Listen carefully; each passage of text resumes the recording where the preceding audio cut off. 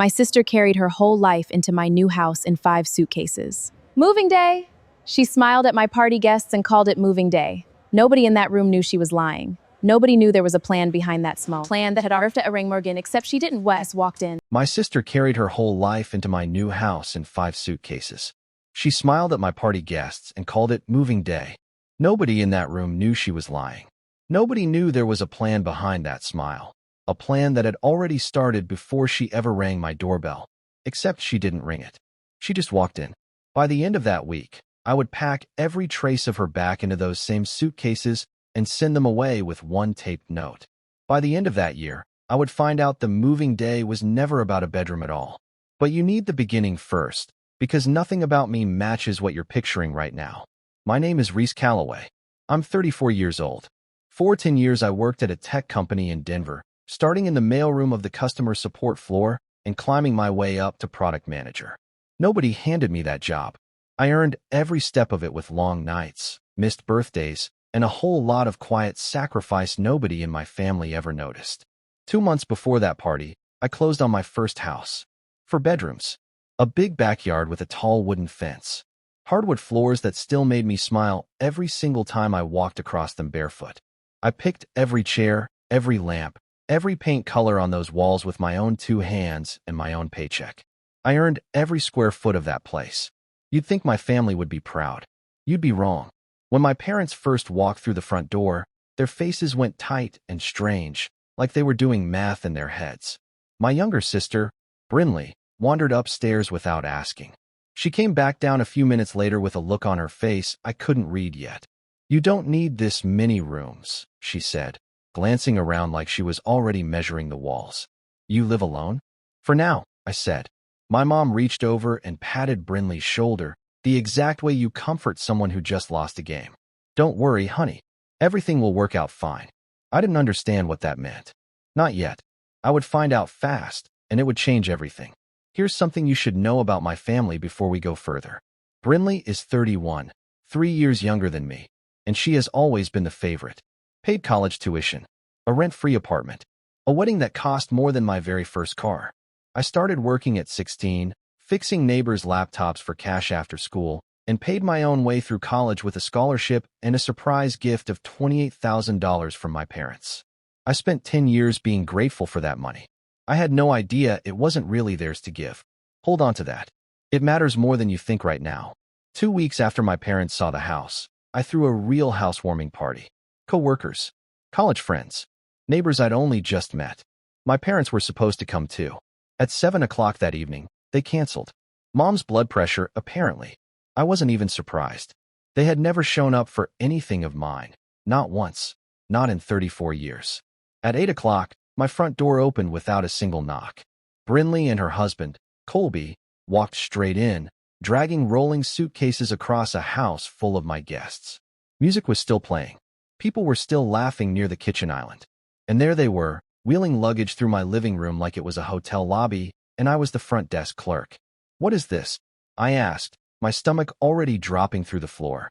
"Mom said we could live with you," Brynlee said, smiling like she was announcing a beach vacation.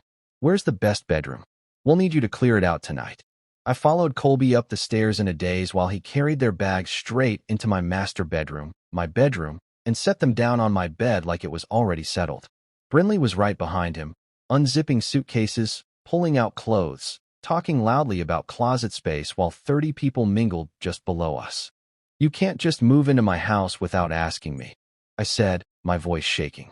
"Mom already cleared it," Brynlee said, not even looking up. "This will be our room now." I had 30 guests downstairs waiting on their host. So I smiled through gritted teeth and walked back down to keep hosting my own party, while my stomach turned to ice and my mind raced through everything I would need to do the second that house was finally empty again. By the time people started complimenting my decorating, Brynlee was already taking credit for it, right in front of me, right in front of my own friends. "I picked those curtains," she told my coworker. "I chose that sofa," she told my neighbor. I nodded along and smiled through it, filing away every single lie, already planning my next move. One of my coworkers, a woman named Brynlee from the marketing floor, pulled me aside near the kitchen with a strange look on her face. "Your sister seems so sweet," she whispered. Kind of surprised you never mentioned you two were this close. I just nodded and said nothing. In that moment, standing in my own kitchen, I understood something ugly. To everyone else in that room, I looked like the difficult one. The cold sister who made her family feel unwelcome in a house big enough for everyone. Nobody in that room could see what was actually happening upstairs. Nobody could see the plan already unpacked in my closet. That night, once the last guest finally left, I called my mom. No answer. Just a text message an hour later, glowing on my dark screen like a slap. Asterisk, don't make a scene. Brynlee deserves this house as much as you do. She'll stay until they save up for their own place. Asterisk. My own mother believed my sister deserved the house I had spent 10 years of my life earning, dollar by dollar, sacrifice by sacrifice. I read that message 4 times. I didn't sleep at all that night. The next morning, Brynlee and Colby were already sitting in my kitchen, drinking my coffee out of my mugs like landlords collecting rent from a tenant. We need keys, Brynlee said. Not even a good morning first. We're not standing on the porch waiting for you to let us in like strangers. I'll be home early to let you in, I said, keeping my voice flat and calm. I need copies made, she said, rolling her eyes, but she let it go and grabbed her bag. The second their car pulled out of the driveway, I called my boss and took a personal day. Then I went upstairs, alone, and packed every single piece of their clothing back into those same suitcases. Every toothbrush, every charger cord tangled on my nightstand. Every trace of them, folded and zipped and gone. A delivery driver picked everything up an hour later. Address, my parents' house across town. I taped one note to the top suitcase, in thick black marker, so there was no way to misread it. Asterisk, I'm not letting parasites live in my house. Let them stay with you. Asterisk. My phone exploded within the hour. Calls. Texts. My mom calling me cruel. My dad calling me selfish and ungrateful. Brynlee calling me every name she could think of. I answered exactly one message, and only one. Asterisk, you can stay with mom and dad until you find a place. Don't contact me again. Asterisk. Then I blocked every single number in my family, one by one, and went back to my life like a door had finally closed behind me. 2 peaceful weeks passed. I actually thought it was over. It wasn't. An email arrived from a lawyer I had never heard of, representing my own parents. They were threatening to sue me. The demand was simple and cold. Let Brynlee move back in, or repay the $28,000 they had given me for college, all at once, with interest. I called my dad's sister, Aunt Wren, the only relative who had ever given me a straight answer about anything in this family. That college money, I asked her carefully. Where did it actually come from? There was a long pause on the line, longer than I liked. You don't know? She finally said. That was your grandmother's inheritance, Reese. Not your parents' money at all. When she died, she left instructions to split her savings evenly between you and Brynlee's education. Your dad has the will. He mailed me a copy years ago, before any of this.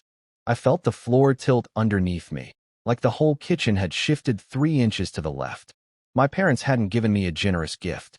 They had handed me half of money that already belonged to me, and let me spend an entire decade feeling grateful for something I was owed from the start. My own lawyer actually laughed out loud when I showed him the email. They had no case, he told me. That money was my inheritance, plain and simple. Educational gifts aren't loans. Nobody can sue a grown woman for refusing to house her adult sister and brother-in-law. He typed one response, hit send, and the lawsuit threat died on the spot, just like that. I thought that was finally, truly the end of it. It wasn't. 2 months later, Aunt Wren called again. Her voice was careful this time. The way people sound right before they hand you something heavy and breakable. Reese, I need to tell you what your parents are saying about you. My stomach clenched. What now? They're telling the whole family you promised Brynlee the house, and then threw her out because you were obsessed with Colby, and he rejected you. I actually laughed out loud, right there on the phone, because the alternative story was too ugly for anyone to say out loud on purpose. My own parents were inventing a version of me where I was the villain, secretly stalking my sister's husband, just to bury the truth that their son-in-law had been dragged into a scheme to take my house out from under me. This wasn't entitlement anymore. This had turned into something much colder. Character assassination, aimed straight at my name. I thought about calling my mom directly, hearing her voice deny it, watching her scramble for an excuse. Instead, I drove to my parents' house uninvited, something I had never done before, and knocked on the door of the house I grew up in. My dad opened it, then quietly stepped aside without a word, like he already knew why I was there. My mom sat at the kitchen table, and for the first time in my whole life, I watched her face when she couldn't control the story anymore. "Tell me you didn't say that about Colby," I said, standing in the doorway of my childhood kitchen. "Tell me you didn't tell people I was obsessed with my own sister's husband." She didn't answer right away. She looked down at the table instead, at her own hands, and that silence told me everything I needed to know before she ever said a single word. I didn't wait for an excuse. I turned around and drove straight home, and that drive was when I decided the slander post wasn't a threat anymore. It was a promise. That night, I posted where the entire family would see it. Asterisk retract the lies about me and Colby, or I sue for slander. I've already spoken to a lawyer. Asterisk I meant every single word of it, and I didn't blink once typing it. A week later, Aunt Wren called back with the update. My mom had called an emergency family dinner and admitted, out loud, in front of everyone, that she made the entire story up out of pure revenge. Most of the family stopped speaking to my parents after that dinner. Word travels fast when the truth finally comes out. I didn't feel like I had won anything. I just felt tired down to my bones. Here's the part nobody warns you about after a story like mine. The quiet that comes after. I sat alone in my backyard one night, the house finally silent behind me. I didn't cry. I didn't celebrate either. I just sat there staring at the fence line, feeling a very specific kind of empty, the kind that only comes from realizing your own parents chose your sister over you one more time, in the most expensive and calculated way possible. No shouting that night. No relief either. Just stillness and the sound of wind moving through the trees. That was the night I stopped waiting for an apology that was never going to come. Months passed after that. Work got quieter without the family noise pulling at me from every direction. I got promoted to senior product manager. I landscaped the backyard myself on weekends. I installed a hot tub with the bonus from my raise. Somewhere in there, I started dating a software engineer named Bryson Cole. When I finally told him the whole suitcase story, start to finish, he just stared at me for a long moment before he spoke. "Your sister tried to move into your house with suitcases during your own party, and your parents backed her up the whole time? That's the short version." "That's the short version," I told him. At my birthday party that year, my cousin Sydney pulled me aside near the drink table to tell me Brynlee and Colby were struggling. A cheaper apartment across town. Cheap noodles most nights of the week. No help from our parents anymore, not a single dollar. Apparently Mom and Dad had finally decided Brynlee needed to stand on her own 2 feet for the very first time in her life.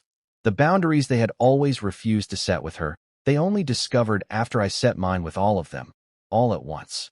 A few weeks later, I ran into Colby at the grocery store, standing alone near the checkout line looking tired and thinner than I remembered. He apologized to me right there, said moving in was never really his idea, that Brynlee pushed hard for it, and our mom backed her the whole way through. "Why didn't you ever say anything to me?" I asked him quietly. "Because Brynlee would have made my life absolute hell," he said, shifting his weight. "She was convinced you owed her that house, since you'd always been the less favored one growing up." He shrugged, looking down at his shoes. "We're doing okay on our own now, actually." Slowly. I believed him. I was glad, and I meant it. And I still didn't let either of them back into my life, not even a little. At the 1-year mark of owning that house, I threw a party just for me. 30 guests, no family drama waiting to explode, just people who genuinely wanted to be there in that room. Bryson helped me plan every single detail, down to the string lights over the patio. I looked around at the laughter filling my own living room, and finally let myself say something out loud that I had been feeling quietly for a long time. I'd lost blood family, and somewhere along the way, I'd built a real one. 2 years after those suitcases first hit my floor, my whole life looked nothing like it used to. Bryson had proposed in the backyard, right next to the hot tub, under string lights we'd hung together. We were planning a small spring wedding. I'd been promoted again, director now, 12 people reporting to me. The same boundaries that had saved my house were making me sharper and calmer at work too. Aunt Wren still called with updates once a month, like clockwork. My parents kept asking relatives to help patch things back together. My answer never changed, not once. Tell them to try an apology instead of another demand. Then Colby called me completely out of nowhere on a Tuesday night. "Reese, I know this is strange," he said, his voice low. but Brynlee and I are getting divorced. And during the separation, some things came out. About your house. My stomach dropped straight through the floor. What things, Colby? She never planned to leave, he said. Not ever. She was going to stay long enough to establish residency there. Long enough to make it legally hard, maybe even impossible, for you to remove her from that house. Your mom knew the entire plan from the very start, before we ever showed up with those suitcases. I should have stopped it. I was too much of a coward to say anything. I sat with that on my couch for a long time after we hung up, phone still warm in my hand. I thought back to the master bedroom that night, the suitcases already unzipped, clothes already hanging in my closet within an hour of walking through my front door. I thought about how fast it happened, how practiced it looked, like they had rehearsed it. Nothing about that night had been an accident. Every single piece of it had been planned before they ever knocked, except they never knocked at all.